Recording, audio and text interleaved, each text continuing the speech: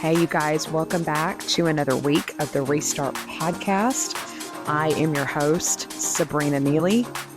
And today, while I'm recording this, I'm nursing a pretty bad back strain in my lumbar spine. I pulled my back a couple times before in the past, but I've never had an actual strain like I have now.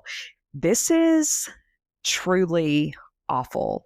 And it gives me a whole new level of empathy for anyone who suffers from back problems because I actually strained my back Friday as I was moving boxes in my storage building. And of course, being Miss Independent that I am, I was doing everything by myself, right? So all the lifting, the bending, the twisting, it just caught up with me. And yesterday, when I woke up, I could barely move. I'm talking about like when I bent over to get something from the nightstand, I could hardly stand back up straight. That's how bad it was. And I iced it and I alternated that with heat the whole day. I stretched, I took a shower, and all of that helped a little bit, but not a lot, because the inflammation just has to go down on its own, basically. And I just have to give it time and patience to heal, which will probably take another 2 to 3 days at least. So today I'm feeling 20% better, but not great. So, anyway, I said all that to say that this episode, I might not be as cheerful as in others. And if you hear that in my tone, that's the reason why. So, anyway, getting right to today's topic. Today, I want to focus on the midlife restart. And I'm not going to talk about perimenopause or menopause surprisingly today. I want to shift the focus to instead changing how you look at midlife, whether you're a man or a woman. You know, for the age of 40 is such a big deal, and everybody kind of dreads it because it's really the transition year for most people where you start to look at life as how many more years do I have left in front of me before I die versus, oh, I've got all these years to do something with my life, right? 40 is that really pivotal year. And then it becomes a pivotal decade for most people.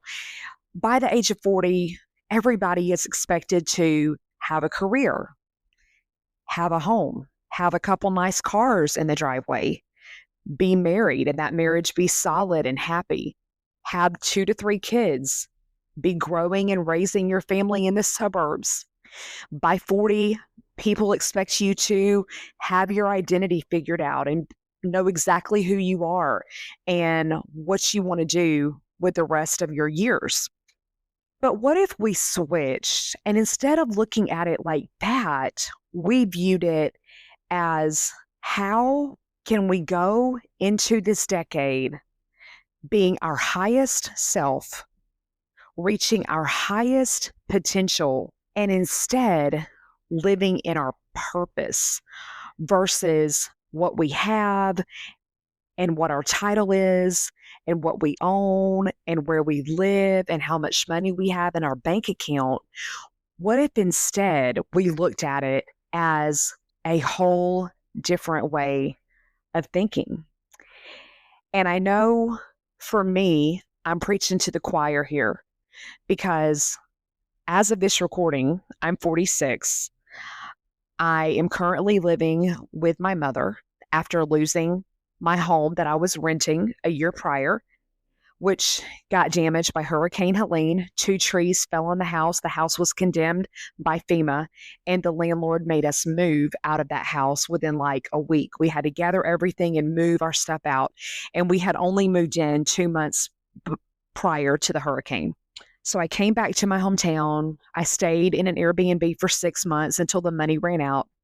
And then I moved back in with my mother, and that was about 6 months ago, and I've been here ever since. So all my kids are grown and gone. They're all older. I don't have a boyfriend as of the time of this recording. And I feel pretty damn lonely most days. I don't have a job. I've been looking for a job, but right now I do Uber to survive, but I can't seem to find a job either. Every job that I have applied to, either I get an email saying that the position has been filled and the job is closed, or I get the rejection email that I'm not qualified or they pick somebody better, yada, yada, yada. Or if I'm lucky that day, I might get an interview, but the answer is always no. So think about that.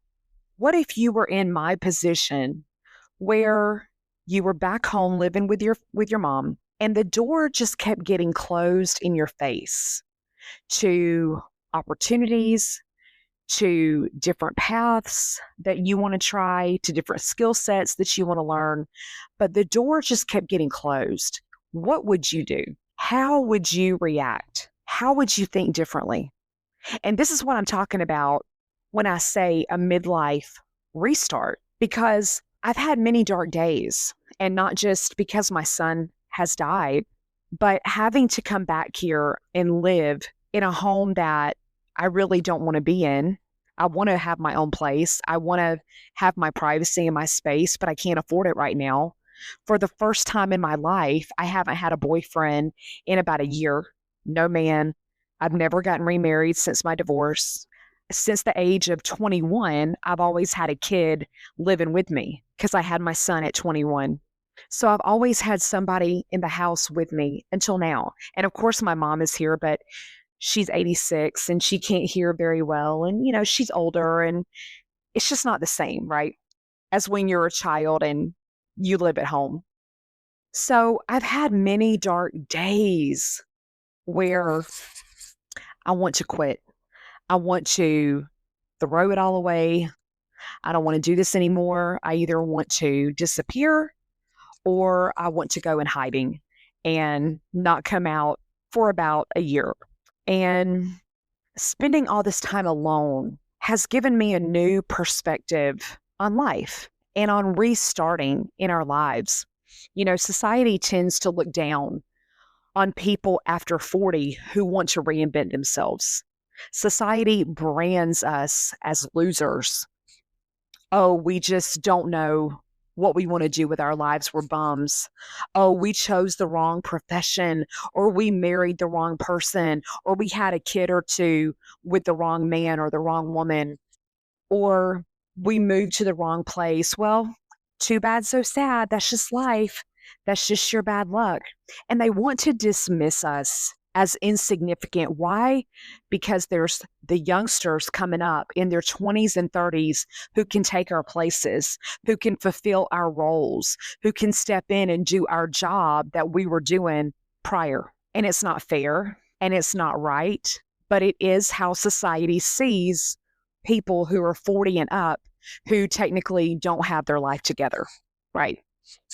So I would sit in here in my room many days ruminating over those thoughts. Is my life over? Am I permanently dismissed?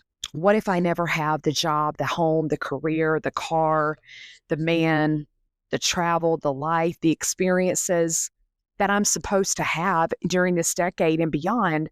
What am I going to do? How am I going to react? How am I going to go on?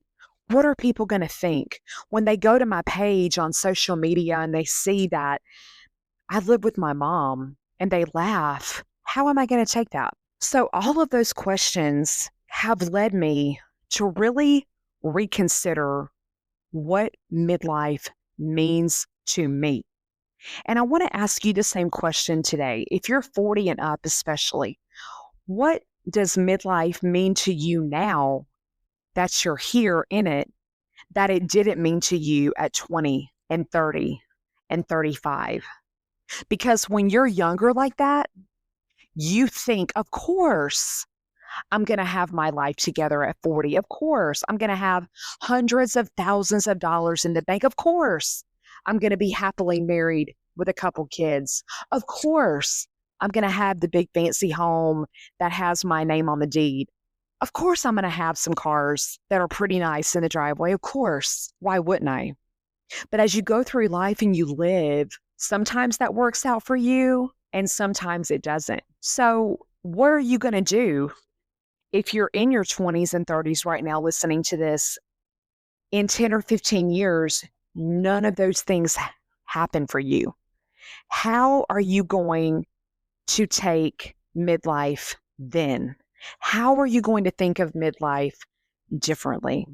And I'll tell you, the way that I think of it now is number one, am I working on myself daily?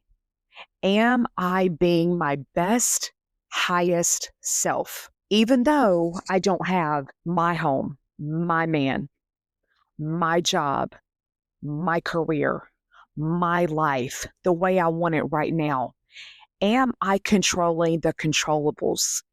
Which means, am I continually doing habits and routines every day that help me become better? And I tell you, I will answer my own question.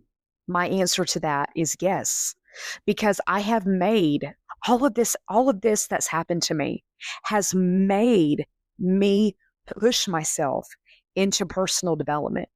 If you would have asked me a year ago, 2 years ago, if I was going to be a person that listened to personal development every day and meditated, I would have laughed at you and said, yeah, right.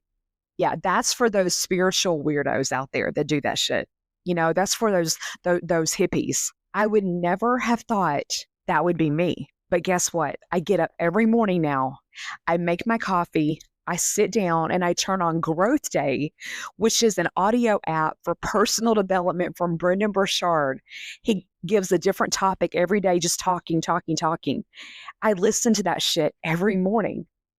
After that, I go and I journal. What? Who am I? I didn't used to journal a year ago. I didn't used to journal 6 months ago. Like, who have I become, right? And after that, I pray. And after that, I meditate. I have become a meditator so much that I'm thinking about becoming a meditation teacher. But you see, everything that I've been through has pushed me into this space of personal growth that I wouldn't be doing and I wouldn't have if the job and the man and the home and the career path had worked out for me like society says that it should. I would not be doing all these things and these habits now, but I am, because I believe all of that is leading me into the next level of my life, my purpose, my path, my destiny going forward. So I no longer look at midlife as let me acquire some sort of status or let me achieve material things, but I look at it as, man, look at all the ways that it's changed me. Look at how it has shaped me, molded me to think differently, to act differently, to approach life differently, to look at people and circumstances differently, to have more empathy, to show more kindness, to give more love to people, to be more understanding and empathetic and a great listener. It's not about the stuff, it's about how I have changed internally. So think about that. How do you define midlife success now? And if you say, Sabrina, I still define it by the big house and the brand name clothes on my back and the designer bag, that's fine. That's your perception, and you are allowed to think what you want. Everybody has free will and is allowed to believe what they choose. But you never know when life is going to life and things are going to happen to you that totally shift your perspective on all that stuff. So if you're in your 40s or your 50s and you don't feel fulfilled and you have all the stuff, but something is just missing and you feel a little void in your heart, in your life, there's a hole somewhere for some reason. Why don't you take some time today and reflect on all of that? What does midlife mean to me now? And how can I do better going forward? What do I need to get rid of, change, adapt to, shift around to make the rest of my years the best of my years? And I think you'll find the answer when you search inward. Thank you so much for joining me this week.